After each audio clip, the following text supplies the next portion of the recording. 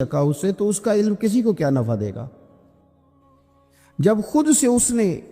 और सूफिया किराम तो फरमाते हैं कि जो लोग बड़ी मालूमात हासिल कर ले, बड़ी बातें सीख लें, पंचायत में किसी को बोलने ना दे, घर में किसी को बोलने ना दे। बहुत सारे लोग तो उलमा को भी मशवरा देते हैं बड़ी बातें करे, लेकिन अमल के लिहाज से बंदा जीरो हो तो अहले दिल फरमाते हैं उसकी सोबत से बचो।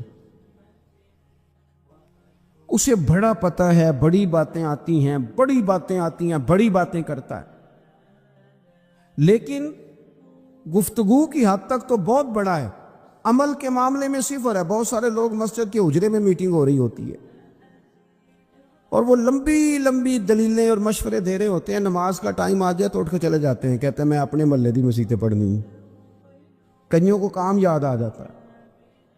फरमाया कि शख्स के पास मालूमात बड़ी हो लेकिन अमल के मामले में बंदा जीरो हो तो उसे बचना क्यों? इसलिए कि अगर पढ़ा लिखा आदमी बेअमल हो ना तो वो अपनी बेअमली पर भी दलीलें पेश करता है। वो कहता है मैं ये काम नहीं करता तो ये मेरे पास दलील है। वो तो बेअमली को भी मुज़य्यन कर देगा माज़अल्लाह। तो दीनी तालीम एक तो हासिल इसलिए करें कि हमने अपने आप को संवारना है, और दूसरा इल्म का शौक तबीयत में हो। देखे ना, अल्लाह के हबीब सल्लल्लाहु अलैहि वसल्लम ने फरमाया है कि जो इल्म के रास्ते पे चल पड़ा वो जन्नत के रास्ते पे चल पड़ा है। जुमों में, महफिलों में कानों के जायके के लिए ना आए, इसलिए आए कि मेरे इल्म में, मेरे अमल में ये कोई इजाफे की बात बनेगी, मैं कोई नसीहत हासिल करूंगा तो मेरे दिल का जंग उतरेगा। हमारे यहाँ लोग मज़े के लिए आते हैं और आजकल लोग फोटो के लिए आते हैं। इन दो कामों से निकलकर खालिस इस्लाह की नीयत से इल्म का शौक, हमारे यहाँ तेजी से एक हरकत की गई, उलमा का वकार ख़राब किया गया और लोगों को दीनी उलूम से दूर किया गया। और इसमें बाज़ बेचारे वाइज़ीन और खुतबा ने भी किरदार अदा किया जब जाली पीर की तारीफ़ें खोल के की, और उसे पता नहीं कहाँ तक ये स्टेज होते हैं ना, इनमें को बंदा अच्छा लगे भी तो उसके लिए दुआ करनी चाहिए, तारीफ़ें नहीं करनी चाहिए। तारीफ़ें उसका कोई फ़ायदा नहीं है, उसको, उस बंदे को तो दुआ का फ़ायदा है। अगर आपको अच्छा लग रहा है तो उसे दुआ दे, उससे ज़्यादा कुछ नहीं करे। और हमारे यहाँ जनाब वो नकीबे महफल बेचारे की शामत आ जाती है अगर तारीफ़ें थोड़ी करे तो कहते हैं तो ना ही नहीं लेना होता। वो भाई इसके नाम लेने से आपका कद ऊंचा होता है। तो इल्म और आलिम, इन दोनों चीज़ों से कौम को दूर किया गया। दीनी तालीमात का फुकदान है।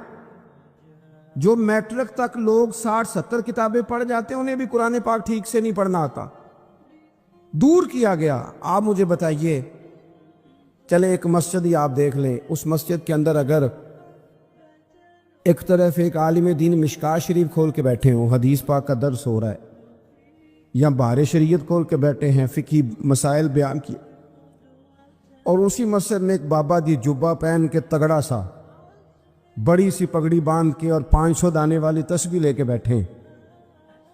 अब एक बंदा अंदर आता है तो वो किधर जाएगा, आलिम की तरफ के बाबा जी की तरफ? वो क्यों जा रहा है भला बाबा जी की तरफ?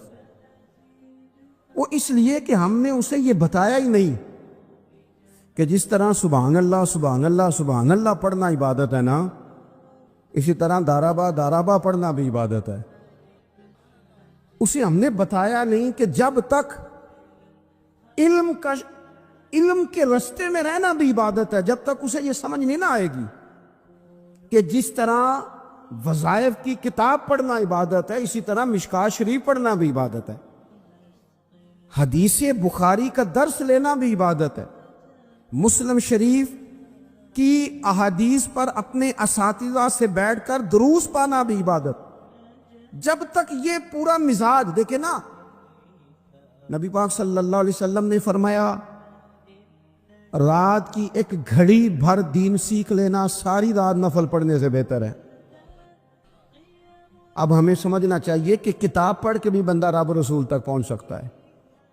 किताब व सुन्नत रास्ता आसान करते हैं, लेकिन हमारे यहाँ क्या मिजाज दिया गया है, بابا جی کے پاس چلو، اور ضرور جائیں بابا جی اگر لے کہ تو منع کوئی نہیں کر رہا، لیکن جو سوچ ہمیں حضور نے دی ہے ہم نے اسی سوچ کے مطابق اپنے معاملات کو ترتیب دینا ہے نا۔ اب ایک بات میں نے آپ سے پوچھی اور آپ نے کہا قوم ساری بابا جی کی طرف جائے گی۔ حدیث پاک کس طرح ہے؟ اللہ کے محبوب مسجد شریف میں تشریف لائے، دونوں جانب لوگوں کے حلقے بنے ہوئے ہیں، لوگ بیٹھے ہوئے ہیں، ایک حلقے میں لوگ اللہ کی یاد کر رہے ہیں، ذکر ہو رہا ہے، ایک حلقے میں بیٹھ کے ایک عالم کتاب و سنت کا درس دے رہے ہیں، ایک صحابی اور باقی سن رہے ہیں۔ خاص توجہ کریں نوجوان میری بات پر، رسول کریم صلی اللہ علیہ وسلم دونوں کے بیچ کھڑے ہو گئے اور کریم نے فرمایا دونوں محفلیں خیر کی ہیں، دونوں ہی حلقے خیر کے ہیں۔ اور پھر حضور فرمانے لگے مجھے چونکہ رب نے استاد بنا کے بھیجا ہے، میں چونکہ معلم بن کے آیا ہوں، یتلو علیکم آیاتنا ویزکیکم، میں چونکہ کتاب و سنت کی تعلیم کے لیے آیا ہوں۔ یہ لفظ کہتے کہتے حضور اس جماعت میں بیٹھ گئے جو دین پڑھ اور پڑھا رہی تھی۔ حضور وہاں بیٹھے جہاں بات دین کی ہو رہی، جہاں لوگوں کو اللہ رسول کی بات بتائی جا رہی۔ تو جمعے میں وقت پہ آئیں، اپنی دینی معلومات مضبوط کریں اور اپنے لیے مضبوط کریں۔ میں آپ کو بڑے درد سے یہ بات عرض کرتا ہوں، اگر دن میں 100 لوگ مسئلہ پوچھتے ہیں نا شریعت کا، تو ان میں 95 لوگ وہ ہوتے ہیں جو طلاق کا مسئلہ پوچھتے ہیں۔ والد صاحب نے، بیٹی کے والد صاحب نے 2 مہینے پہلے آرڈر دیا ہوتا ہے فرنیچر کا، بیٹے کی شادی ہو تو مہینہ پہلے شیروانی والے کو بھی کہنا پڑتا ہے، گاڑیاں بک کرانی پڑتی ہیں، میرج ہال بک، یہ سارے لوازمات ہم کرتے ہیں، سارا کچھ کیا۔ گاڑی سے گھر بسنا ہے، میرج ہال سے بسنا ہے، فرنیچر سے بسنا ہے، ہم نے سارا کچھ ان کو بتایا، لیکن کاش 2 گھنٹے بچی کسی معلمہ کے پاس جاتی، بچہ کسی استاد کے پاس جاتا، نکاح طلاق کے مسئلے بھی سیکھتے۔ میں دعوے سے کہتا ہوں اگر ہمیں پتہ چل جائے کہ 3 طلاقیں اکٹھی نہیں دینی چاہیے، کیونکہ دے دیں تو ہو جاتی ہیں، اگر ہمیں سمجھ آ جائے کہ نہیں دینی چاہیے، یہ مسئلہ بیان ہو، اور یہ والے مسئلے ہم محفلوں میں بھی نہیں بیان کر سکتے، اس لیے کہ لوگ کہیں گے مسئلہ تو وہ بیان کریں جس پہ نعرے لگیں گے، آپ قوم کو یہ کیا بتا رہے ہیں، یہ تو چھوٹا عالم بتاتا ہے معاذ اللہ اس طرح کی باتیں، تو بڑی بڑی کوئی نقطے کی بات بتائیں۔ وہ جس طرح ہمارے ہاں وہ 1 گھنٹہ پہلے نہیں کہتے تگڑے ہو جو میں جملہ دینے لگا، وہ پتہ نہیں جملہ آ رہا ہے کہ ایٹم بم آ رہا ہے، تیار ہو جاؤ، جو میرا جملہ ضائع نہ کرنا، ادھر بھاگ کے چلا گیا ادھر بھاگ کے آ جاؤ، اللہ جانے وہ جس طرح کبھی لگتا ہے نا پٹاری سے، اللہ جانے کیا نکلے گا، میں جملہ دینے لگا ہوں۔ تو میں کہتا ہوں تو آرام سے بیٹھ کے بھی جملہ دے دے، تیرے جملے سے کیا نکلے گا، اور تو جملہ نہ دے ہمیں کوئی آیت دے، تو جملہ چھوڑ ہمیں کوئی حدیث پاک سنا، یعنی ہر نقیب، ہر خطیب، ہر نعت خواہ اٹھ کے کہتا ہے سارا قرآن ہی حضور کی تعریف ہے۔ اور بھئی اگر سارا قرآن حضور کی تعریف ہے تو چند آیتیں پڑھ دے پھر، تو نے پڑھی تو ایک بھی نہیں اور تو کہتا جا رہا ہے سارا قرآن ہی حضور کی تعریف ہے۔ یہ والی تعریف بھی تو سنانا قوم کو، جو یہ بچے ان کے استاد انہیں سکھا رہے ہیں اور یہ سیکھ رہے ہیں، اس طرف بھی تو سفر کریں۔ تو میرے عزیز، اگر لوگوں کو مسائل کا پتہ چلے تو سینکڑوں گھر بچ جائیں تباہ ہونے سے، بڑے بڑے گھر بچ جائیں، لیکن مسائل نہیں آتے۔ میرے پاس مسئلہ پوچھنے کے لیے کچھ لوگ آ گئے، تو 4-5 سال کا بچہ بھی تھا جس کے والد نے غصے میں اپنی بیوی کو 3 طلاقیں دی تھی، تو چھوٹا سا بچہ، کپڑے بھی پھٹے پرانے، اور حالت بتا رہی تھی کہ غریبی ہے۔ تو جب میں نے مسئلہ بتایا کہ 3 طلاقیں ہو گئی ہیں تو واپس جانے لگے، تو بچہ مجھ سے کہتا ہے، دیہاتی آدمی تھا، کہنے لگا مولوی صاحب میری اماں تے نانی کہنی اسن پوچھ کے آئی آپ کہ ہن اسی لہدا لہدا ہی رہنا ہے۔ تو اس بچے کی نونہال کی وہ کیفیت دیکھی تو میں رو پڑا۔ میں نے کہا یار یہ بچہ بیچارہ ماں باپ کے ہوتے ہوئے یہ یتیموں جیسی زندگی گزارے گا کیونکہ باپ نے طلاق دے دی، کس طرح؟ مسائل نہیں بتائے لوگوں کو، تعلیم سے آگاہی نہیں کیا، اور اس میں بہت بڑا ظلم ہے ان لوگوں کا بھی جو جنازے پہ کھڑے ہو کے تو کہہ دیتے ہیں میری طرح کے لوگ اچھے علماء کی بات نہیں کرتا، وہ کہہ دیتے ہیں دیکھو جن لوگوں کو جنازہ نہیں آتا، بھئی آپ نے کس دن عشاء کے بعد کلاس لگائی تھی جنازہ سکھانے کی؟ یہ تو آپ نے کہہ دیا لوگوں کو قرآن بھی ٹھیک نہیں آتا، تو یہاں تو بیچاری بیبیاں جن کو صحیح پڑھنا نہیں آتا وہ مشن بنا لیتی ہیں کہ میں نے اتنے 100 کو قرآن پاک پڑھانا ہے، بیوہ ہو گئی ہوں، طلاق یافتہ ہو گئی ہوں، ساری زندگی قرآن پڑھاؤں گی۔ ہم کیوں یہ مشن نہیں بناتے؟ کیوں اس طرف سفر نہیں کرتے؟ ایک تو دینی معلومات میں، دینی علوم میں اپنے آپ کو لگائیں اور ذوق پیدا کریں کہ جو چیزیں مجھے نہیں آتی میں نے وہ سیکھنی ہے، جو معاملات مجھے نہیں آتے میں نے ان کی طرف سفر کرنا ہے۔ ایک تو اپنا یہ مزاج بنائیں، اور جب آپ دینی علوم سیکھتے ہیں تو پتہ ہے کون سا منظر قائم ہوتا ہے؟ منظر وہ بنتا ہے کہ حضرت ابو ہریرہ بھی دین سیکھا کرتے تھے، حضرت عبداللہ ابن عمر بھی اصحاب صفہ میں رہا کرتے تھے، حضرت انس بن مالک بھی رہا کرتے تھے، اور ایسا منظر بنتا ہے کہ حضرت سیدہ خدیجہ الکبریٰ رضی اللہ تعالیٰ عنہ فرماتی ہیں سیدہ فاطمہ حضور کی گود میں بیٹھی ہوتی تھی اور نبی پاک سے باتیں پوچھتی تھی اور حضور انہیں بتا رہے ہوتے تھے۔ سیدہ عائشہ حضور سے دین کی باتیں پوچھتی۔ چوتھا حصہ ہماری فقہ کے اصول حضرت فاطمہ کی، حضرت عائشہ صدیقہ کی مرویات پر مبنی ہیں۔ اگر ہماری بچیاں چھوڑ دیں ڈائجسٹ پڑھنا، چھوڑ دیں ادھر ادھر کی مووی دیکھنا اور وہ کتاب و سنت پر آ جائیں تو بہت سارے مسائل ایسے ہیں جو الجھنے سے پہلے ہی سلجھے ہوئے ہوں۔ دینی تعلیم کا مزاج اور ذوق۔ اور دوسری آیت کریمہ میں نے تلاوت کی، اللہ کریم نے قرآن مجید میں فرمایا یا ایھا الذین آمنوا قوا انفسکم واہلیکم نارا، اے ایمان والو خود بھی دوزخ کی آگ سے بچو اور اپنے گھر والوں کو بھی بچاؤ۔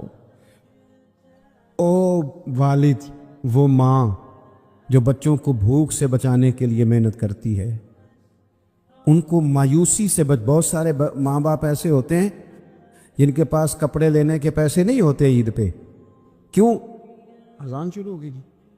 عزیز بھائی، جس طرح ہم اپنے بچوں کو دیکھیں، بہت سارے ماں باپ کے پاس گنجائش نہیں ہوتی، لیکن اس نیت سے کہ بچوں کے دل ٹوٹ جائیں گے، عید پہ کیسے گزارا کریں گے، مشکل سے بھی کپڑے خرید کے دیتے۔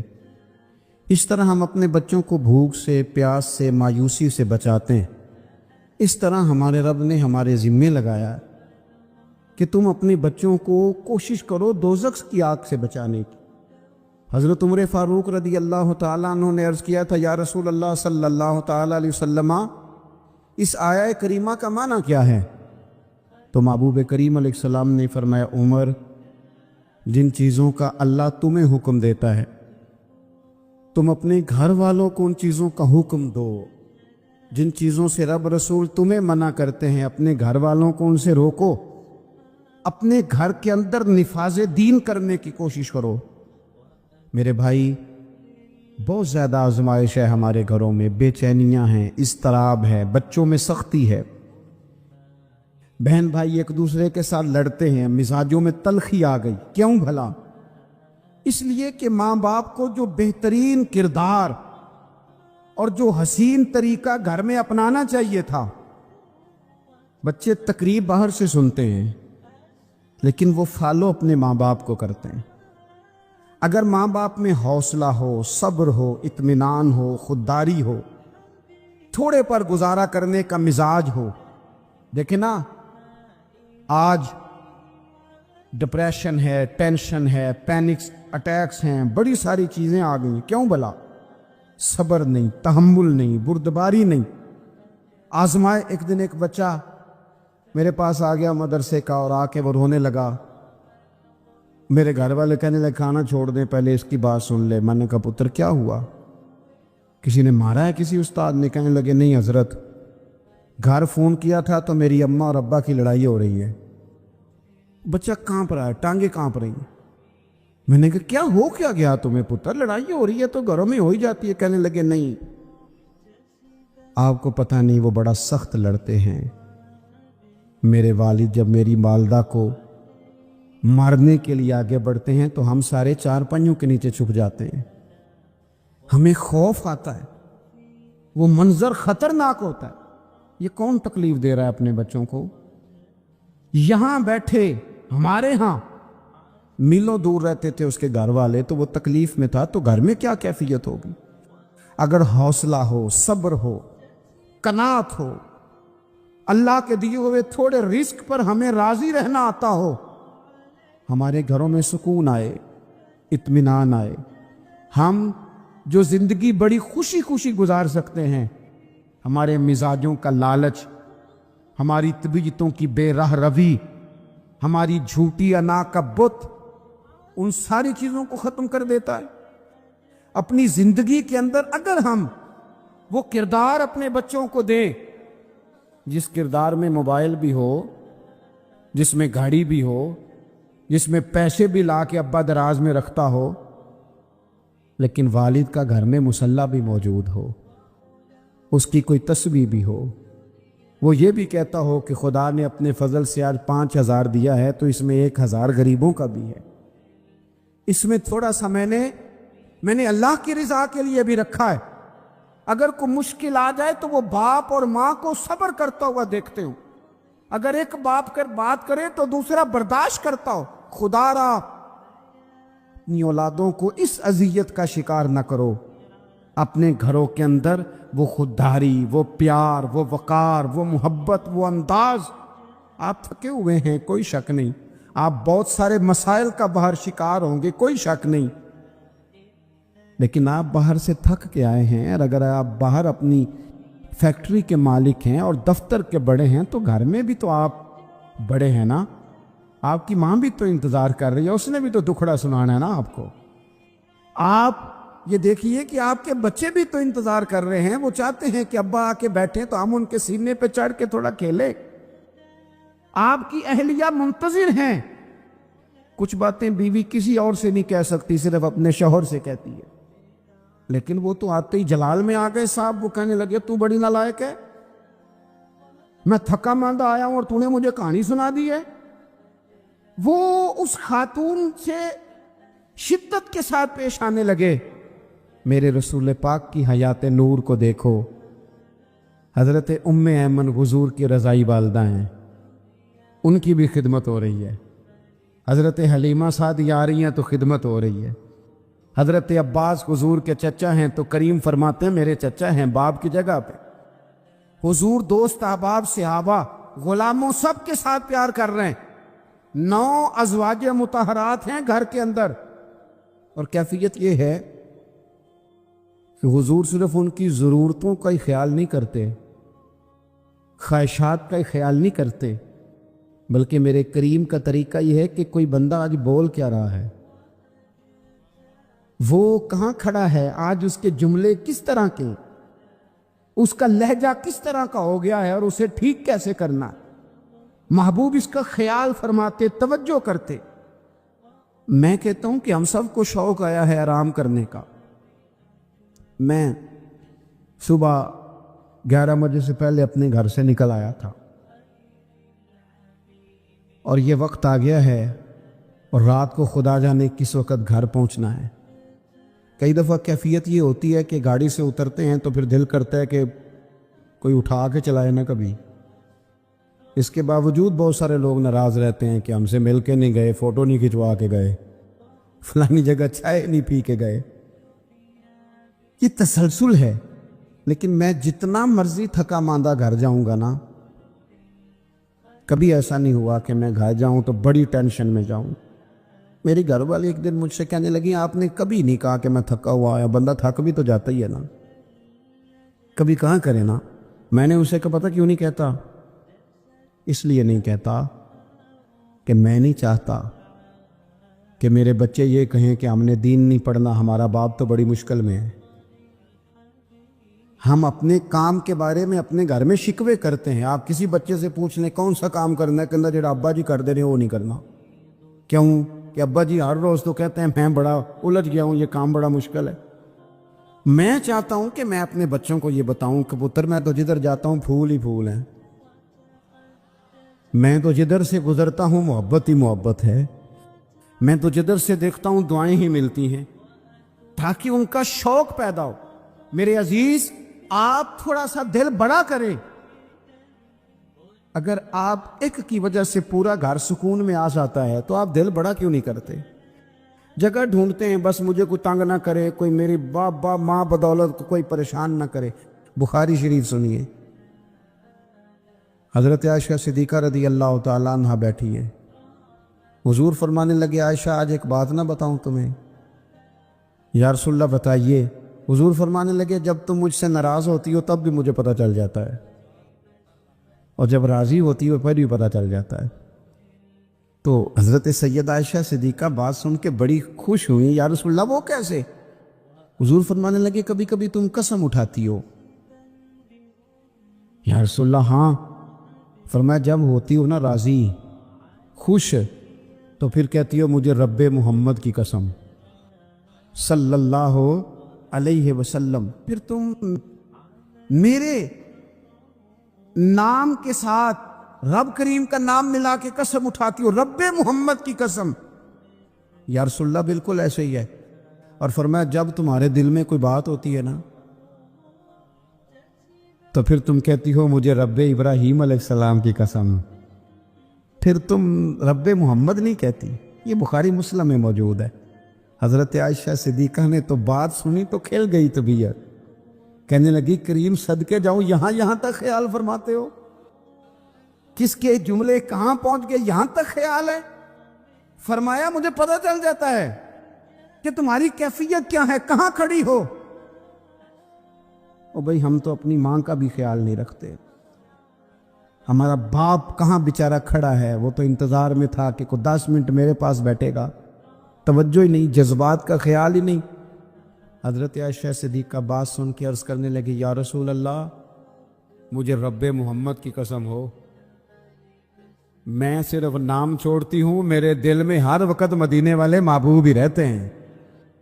نام ہی چھوڑتی ہوں صرف. او میرے دوست تھوڑا سا جا. اور دوسرا عرض کروں گا، دولت اگر بہت اعلی چیز ہوتی نا، بہت قیمتی، تو سب سے زیادہ سیدہ عائشہ کے گھر میں ہوتی.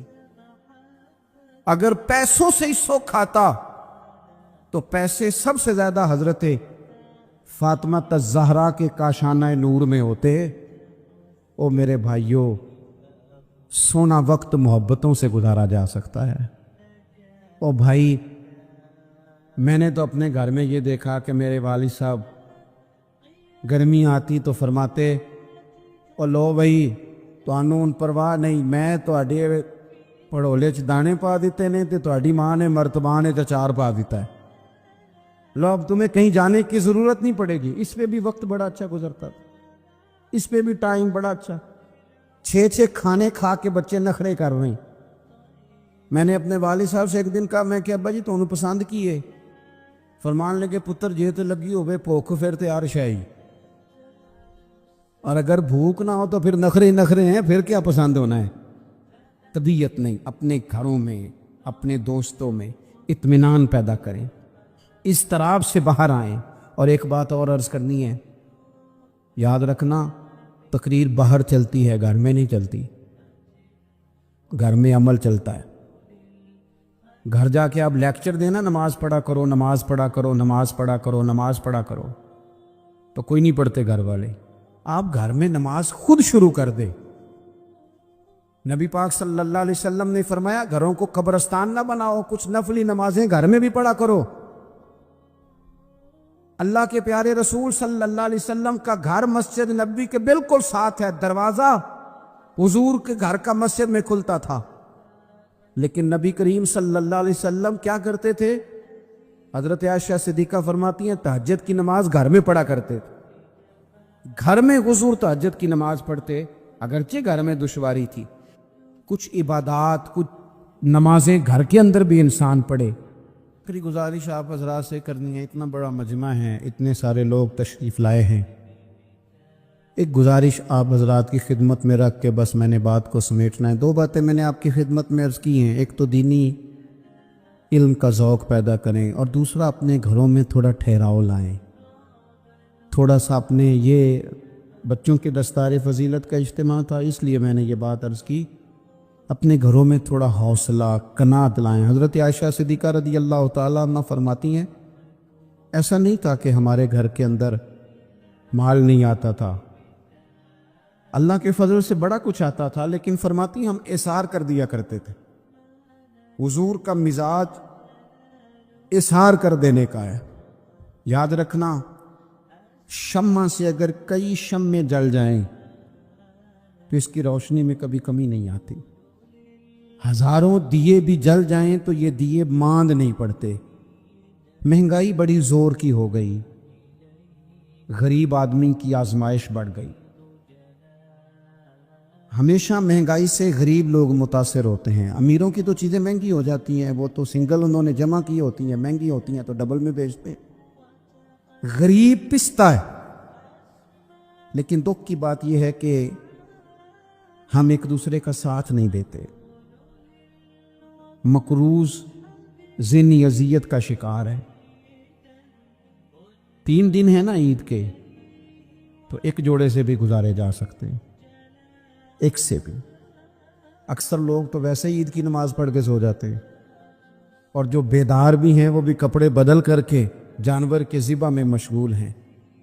ہم نے اس عید پہ کوشش کرنی ہے کہ ہماری گلی میں، ہمارے محلے میں، ہمارے دائیں بائیں تھوڑا سفر کریں، بچوں کو دیکھیں، سرکاری سکول سے نکلتے بچوں کو دیکھیں، مساجد مدارس سے نکلتے بچوں کو دیکھیں۔ ہم نہ ایک ایک دو دو کا ساتھ دیں۔